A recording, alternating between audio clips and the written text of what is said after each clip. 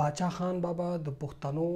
د خپلواکۍ د ځان له وطن جوړولو یا د ازادۍ دپاره کومې لارې اختیار کړې وې او د پښتنو پښتونستان ولې جوړ نه شو. لومړی به زه شروع کوم پیل وکم د باچا خان بابا بونیر ته د تګ نه. دغه لومړۍ ورځ وي چې باچا خان بابا مبارزه پیل کړه شروع کړه او د حاجي صاحب ابترنګزۍ یا د ترنګزو د حاجي صاحب مرګیتیا ته املا وتړله. همدغه زمانه کې حاجي صاحب ابترنګزۍ د ترنګزو حاجي صاحب بونیر ته لاړو ځکه د دې میشن دا و چې موږ د ازادۍ یا د انګریز خلاف د جدوجهد یا د وسلوالې مبارزې دپاره یو داسې خاوره ولټو د چرته نه چې موږ د انګریز خلاف وسلواله یا جدوجهد کولی شو مبارزه یا جدوجهد کولی شو. نو دای په غرض سره ترنګزو حاجي صاحب بونیر ته پیر بابا پاچا کلي ته راغی او باچا خان بابا ورسره هم راغی څو ورځې پس یا په دای وخت کې. بهرحال باچا خان بابا د کتاب نه معلومیږي چې ما په بونیر کې حاجي صاحب د ترنګزو حاجي صاحب ته ویل چې د بونیر د خلکو سره دوره وسایل نشته چې د انګریز مقابله وکړي او نه د بونیر د خلکو سره د قبایلي علاقو د خلکو مره وسله شته. نو زمونږ دپاره به تر ټولو نه غوره دی چې موږ قبایلي علاقو اړخ ته لاړ شو او هلته خلک ولس ته راپوهه کړو او ولس د ځان ملګری کړو او بیا وروستو د هغې نه موږ د انګریز په خلاف د جنګ اعلان وکړو. دا هغه وخت و دا هغه زمانه وه چې باچا خان بابا په لومړي ځل نوې د پښتنو مبارزې ته راوتی و او لا په ځوانۍ کې و او همدغه وخت و چې ترنګزو بابا وسلوال جدوجهد کو. د دغې نه پس باچا خان بابا څه موده پس افغانستان ته د شاه امان الله خان په وخت کې هجرت وکړو چې په دې هجرت کې په زرګونو نور خلک هم د باچا خان بابا سره شامل وو چې پکې پښتانه مو د هندوستان خلک پکې مو. دوی د امان الله خان نه غوښتنه دا وه چې موږ ته تاسو فوجي ټریننګ راکړئ موږ ته یو داسې مرکز جوړ کړئ دلته چې موږ د دغې مرکز نه موږ د دغې ځای نه د انګریز خلاف مبارزه وکړو او خپله خاوره د انګریز نه چې آزاد وکړو موږ خپله ازادي واخلو. غازي امان الله خان باچا خان بابا ته وایي د خلکو ته وایي د هجرت کوونکو ته وایي چې موږ زه به تاسو ته د افغانستان په شمال کې ځمکه هم درکم زه به تاسو ته پوځي ټریننګ هم درکم خو مخامخ زه چې دی ستاسو ملاتړ نشم کولی ځکه چې هغه ته پته وه چې دلته کې افغانستان د شوروي اتحاد غوندې د سوویت یونین غوندې طاقتور هیواد د شمال د اړخه او د جنوب د اړخه د برطانوي استعمار غوندې طاقت په منځ کې یو ښکیل هیواد دی چې تل ځپلی شوی دی نو هغه نشي کولی چې هغه د تاسو سره خپل ملیټري ملګري کړي او تاسو ازادي درکړي. بهرحال د غازي امان الله خان دغه سټریټیجي یا په دې باندې موږ تنقید ځکه نشو کولی چې د هغه پای وخت کې د دوو طاقتونو سیاست او د منطقي سیاست په نظر کې نیولی او د افغانستان کورني حالات په نظر کې نیولي چې هغه ته معلومه وه چې په دې زمانه کې د افغانستان کې دننه بغدادي پیران روزولی کېږي د انګریز په مرسته باندې او د هغه د دولت تړنګولو کوشش کوي. نو که چېرې غازي امان الله خان د باچا خان بابا دی ملاتړ داسې په ډاګه کړی وی نو بیا به ورته نور نقصان افغانستان ته او د هغه دولت ته رسېدلو. باچا خان بابا وایي چې موږ کله دا وړاندې کو غازي امان الله خان ته چې موږ ته فوجي ټریننګ راکړه موږ ته یو کیمپ راکړه موږ ته تربیتي مرکز راکړه هغه هم دا خبرې منلې خو په ډاګه کړه ورته چې زه به دا کار وکړم خو دلته کې ما ته ملک کې یو زمانه ګیر چاپېره دلته د بین الاقوامي طاقتونو چې په وخت کې روس او برطانوي هند او هغې ما ته مشکلات جوړ کړي زما به لا به مشکلاتو کې اضافه وکړي نو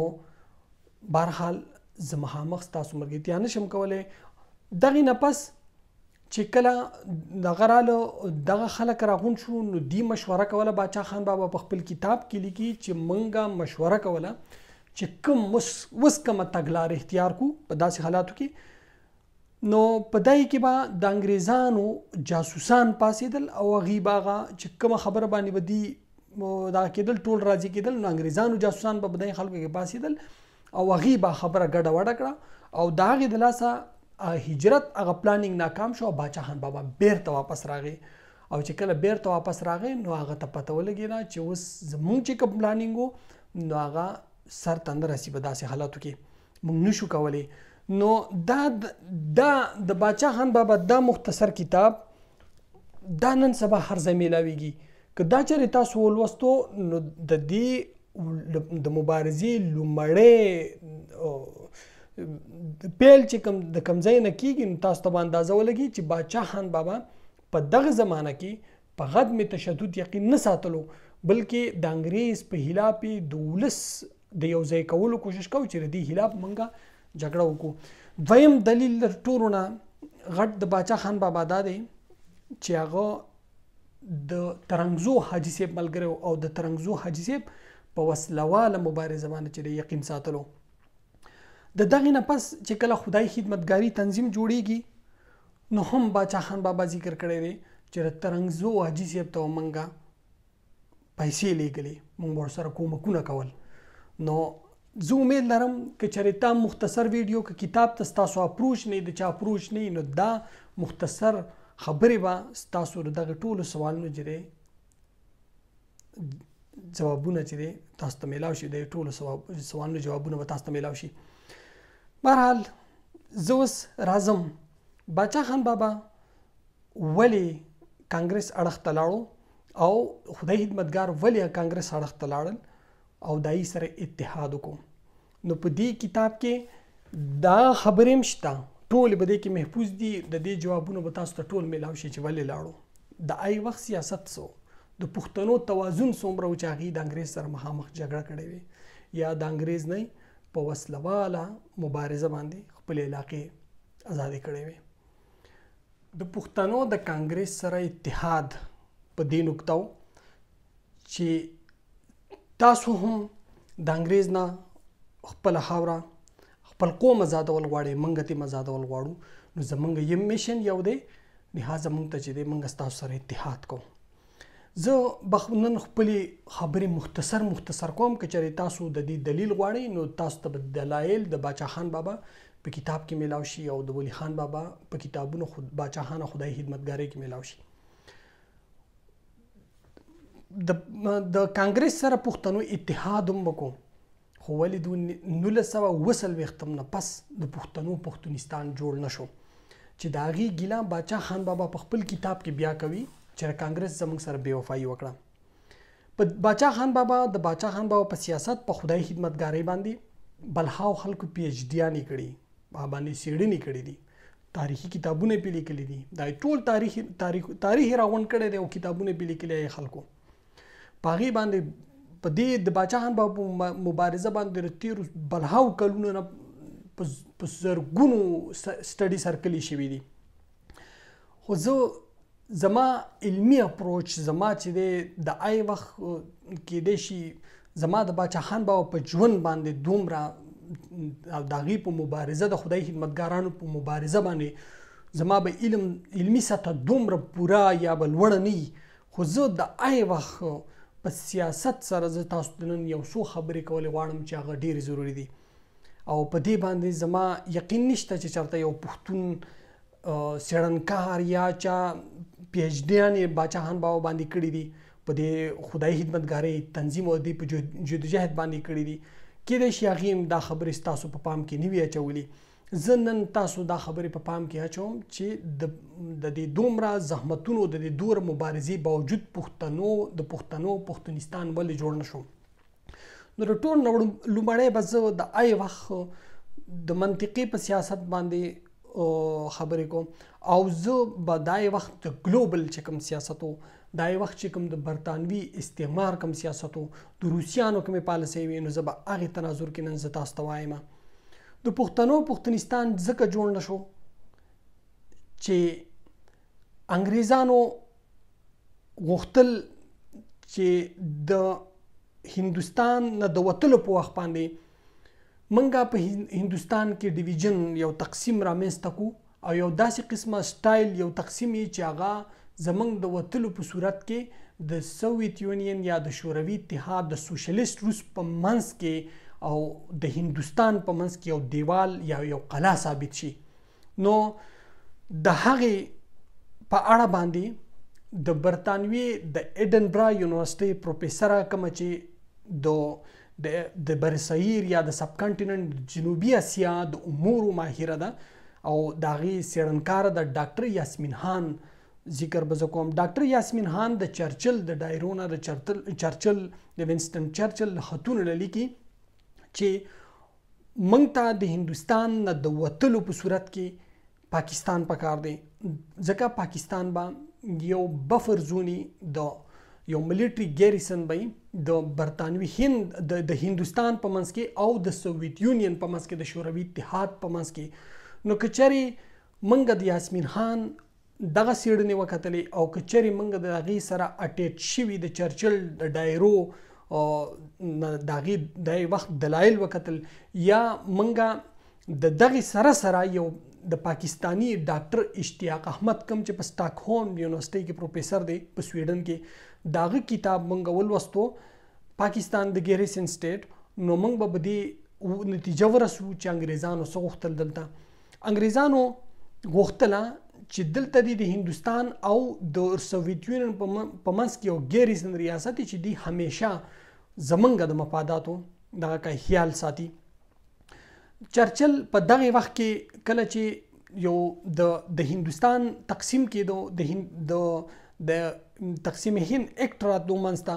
نو په دغه وخت کې د برطانیې پرایم منسټر وزیر اعظم مو اټلی ته هغه یو خط لیږي چې منګه د هندوستان ته پوره ازادي نه ورکو، منګ هندوستان ته پوره ازادي نه ورکو بلکې منګه دوه ډومینین جوړو، منګه یو دوه ریاستونه جوړو چې دغه ریاستونه پر روان وخت کې د غربي اتحاد دپاره د قلا په شکل کې یو د قلا د دیوار کردار ادا کی. نو که فرض کا دغه او بل د که موږ دغه کتابونه ولولو موږ په دغه باندې موږ چې سټډي وکړو نو تاسو ته به اندازه وشي چې د محمد علي جناح صاحب او د چرچل څومره ذاتي تعلقات او هغه چرچل ولې پروموټ کول غوښتل دا خلک دغه هغې خپل را روانې ګټې او خپل را روان حالت په نظر کې نیولي وو. وجه څه وه؟ وجه دا وه چې هم په دغه زمانه کې اتحادي ځواکونو فاشیزم ته شکست ورکړی او خو د فاشیزم د شکست نه پس هم هغې د غربي اتحاد په مغربي جرمني کې په یورپ کې هغې بیا هم که هر څومره شوروي اتحاد سره پوځیان ریډ آرمیز د هغې کومک کړی د هټلر خلاف په جګړه کې، خو ولې د هغې نظام ته هغې کیپیټلیست نظام ته هغې همیشه د دې خلکو نه خطره محسوسه کړې وه. په برلین کې د جرمني د 1 ملیون پورې فوج پروت و په دغه زمانه کې او په ټوله دنیا کې د جاپان د جزیرو پورې په کومو چې روس قبضه کړې وه دا یې ځای نه واخله د جرمني پورې د روس سره 20 میلیونه مستقل فوج و چې دغه د امریکې د اتحادیانو د فوج په 3 چنده سیوا زیات و. امریکې او د اتحادیانو دپاره د جرمني نه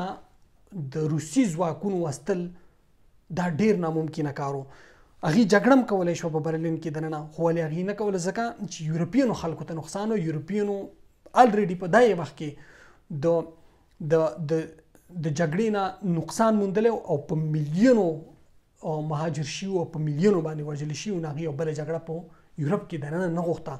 خو هغې ته پته وه چې په روان وخت کې به شوروي اتحاد دی به د خپلو سرحداتو نه کوزیږي او د هندوستان ته به د هندوستان پورې به ځان رسوي او برطانیې ته معلومه وه چې زمونږ اوس په دنیا کې زمونږ هغه سیاست زمونږ د دویمې جګړې وهلی دی، کمزورې کړی، دویمې نړیوالې جګړې د لاسه کمزوری شوی دی، ختم شوی دی. نو ضروري ده چې موږ اوس د دنیا کلونایزیشن سیستم ختم کړو او موږ بیرته راشو خپل لغه ته. خو د هغې دپاره دا هم ضروري وه چې پر روان وخت کې که چېرې موږ د سوویت یونین ته مخامخ کېږو نو موږ له یو داسې جغرافیې پکار دی په دنیا کې چې هغه زموږ د مفاداتو خیال ساتي. یو د هغې د مفاداتو د جغرافیې په مشرقي وسطا کې په منځني ختیځ کې جوړې کړې شوې او نوې ډیمارکیشن وشو کوم ته چې سایکس بیکټ وایي. بهرحال دا یو بیل بیس دی زه سایکس بیکټ او په دې معاهدو کې نظم زه ضرور راځم زمونږ د منطقې په سیاست او د پای وخت د بین الاقوامي سیاست په تناظر کې. نو زمونږ په دای وخت کې چې انګریزانو کله نوي انتظامی امور هغې سپارل هندوستانیانو ته هغې تقسیم مکو او هغې ته یو داسې هیواد ضرورت و چې هغې دلته کې همیشه د برطانیې د امریکې د مفاداتو خیال وساتي او دلته کې د یو دیوال په شکل د شوروي اتحاد او د سیکولریست هندوستان په منځ کې د یو قلا د یو فصیل شکل په شکل کې یو دیوال چې دی ښکته رانشي. د انګریز په دغه وخت کې که فرض کا پښتونستان یو هیڅ اپشن نه و د دنیا لپاره، نه د روس لپاره، نه د فرانس لپاره، نه د برطانوي استعمار لپاره، نه د کانګریس لپاره. لکه د کانګریس لیډران او جینا ته انګریزانو برټش اسټابلیشمنت په دای زمانه کې چې د هندوستان د پالیټکس پوبا ویل دا ولې دا دومره کلوز و. باچا خان بابا خدای خدمتګاران ولسی خلکو په ولس کې موجودو، هغې خپل ولس ته تربیت ورکو. هغې بعضې زمونږ ډېر لیکوالان ما څنګه تاسو پوړنبي کې وویل چې هغې په دې باندې بلا څېړنې کړي، خو زما نشي خیال چې هغې په دې باندې دغه کړي چې پښتونستان ولې جوړ نه شو. دا د باچا خان بابا کمزوري نه وي. هو موږ په یو خبره باندې ضرور بحث کولی شو، موږ په دې بحث کولی شو چې په هغې وخت کې پښتنو ګلوبل پالیټکس په خپل نظر کې نه ونیولې. نو دې ته ځکه او کانګریس او د خلکو ګلوبل پالیټکس هغې ته پته وه چې په دنیا کې د دې غټو خلکو مفادات څه دي. مسلم لیګیانو او کانګریس د دنیا د غټو قوتونو مفادات په نظر کې نیولي وو چې څه دي. پښتنو خپل مفادات په خپل نظر کې نیولي وو. باچا خان بابا دی خپل مفادات د خپل قوم مفادات په نظر کې نیولي وو. هغې د برطانوي د شوروي اتحاد نظر مفادات په نظر کې نه نیول. همدغه وجه وه چې کانګریس دلته رئیس سره بېوفایي وکړه، خپل مفادات حاصل کړو، خو پښتنو خپل مفادات حاصل نه کړو. د دې نه پس بیا د بنو قرارداد راځي مهې ته. باچا خان به ولې د بنو په دغه جرګه کې شمولیت نه کوي؟ هغه ته پته وه، هغه ته بیا پته ولګېده چې پښتونستان دلته چې څوک جغرافیې جوړوي، دلته چې څوک کرښې راکاږي، نو پښتونستان په هغې کې یو اپشن نه دی. پښتونستان هیڅ اپشن نه د دنیا لپاره. نو د دې وخت د دې منطقي د غټو سیاسي ډلو د ګروپونو لپاره زمونږ ته د دې یو بل دلیل دا دی د پاکستان د یو ګیریسن سټیټ جوړولو، د ډاکټر اشتیاق احمد د څېړنو او د ډاکټر یاسمین خان د څېړنو د هغې د کتابونو نه پس موږ ته د چرچل د ډایرو نه پس موږ ته یو بل لوی دلیل دا دی چې کله هم پاکستان جوړ شو، یو میاشت شوې وه، جینا صاحب په کراچۍ کې د کابینټ میشن دغه میټینګ راوغوښتو، د پاکستان د نوي کابینې جوړ شوي کابینې میشن میټینګ راوغوښتو. په دې میټینګ کې جینا صاحب امریکې ته چې دی پیغام ورکوي چې موږ سره تاسو مطلب دوستي وکړئ. د هغې وجه دا ده چې موږ بس تاسو لپاره موږ د سوویت یونین سره د شوروي اتحاد په خلاف په موږ چې دی یو کردار ولوبو، یو رول پلی کوو ستاسو لپاره چې هغې کې ستاسو مفادات دي او زموږ هم مفادات دي. د دغې نه پس د امریکني د نیویارک ټایمز یو جرنالیست چې وایټ بروک نوم دی او د جینا صاحب سره په کراچۍ کې میلاویږي، نو جینا صاحب ته په انټرویو کې وایي، جینا صاحب هغې ته په انټرویو کې وایي چې پاکستان د امریکې دپاره مهم دی، د پاکستان دپاره امریکا نه ده مهمه. وایټ بروک وایي زه حیرانه شوم چې څنګه لکه دا پرون جوړ شوی هیواد څنګه د امریکې دپاره مهم دی. هغې دغه انټرویو بیا په نیویارک ټایمز کې نشر هم کړه او جینا صاحب ورته وایم چې تاسو زما دا خبرې امریکایانو ته ورسوئ، ځکه پاکستان په اړه امریکایان نه پیژني چې وپیژني موږ، ځکه چې پاکستان نه د امریکې مفادات تړلي دي، زموږ د امریکې نه دي تړلي. وجه څه ده؟ وایټ بروک وایي زه حیرانه شوم، وایټ بروک وایي زه حیرانه شوم چې وجه څه ده؟ وجه دا وه چې جینا صاحب ورته وایي چې د شوروي اتحاد په خلاف، د سوویت یونین په خلاف تاسو ته معلومه ده چې په دنیا کې سړه جګړه روانه ده. موږ نظریاتي طور ایډیالوژیکلي موږ چې د سوویت یونین موږ هم خلاف یو، نو موږ دا جګړه به موږ بس تاسو لپاره چې دی په اسیا کې رول پلی کړو د سیکولریزم د سوشلیزم په خلاف باندې. نو د دې نه واضح شوه چې دا خلک څومره نږدې وو برطانوي اسټابلیشمنت او برطانوي اسټابلیشمنت غوښتل سو. نو دلته کې د پښتنو پښتونستان ولې جوړ نشو؟ زما دا مختصر خبرې به د لپاره کافي، ځکه چې د پښتنو پښتونستان د آی وخت چا چې جغرافیې د دنیا جوړولې، چا چې نوې ډیمارکیشن کو، د چا په لاس کې چې د دنیا وسایلو، د چا په لاس کې چې بین الاقوامي سیاست او هغه خلکو نوې ډیمارکیشن کو، نوې جغرافیې جوړولې، اپای کې د پښتنو جغرافیه کاږي جوړه کړې وې، د پښتنو ډیمانډز هغه منلې وې، نو بیا به دلته کې د پښتنو خاوره د بلیک هول په تور د سوویت یونین په خلاف څنګه استعمالېده؟ دا ډېر مهم سوال دی.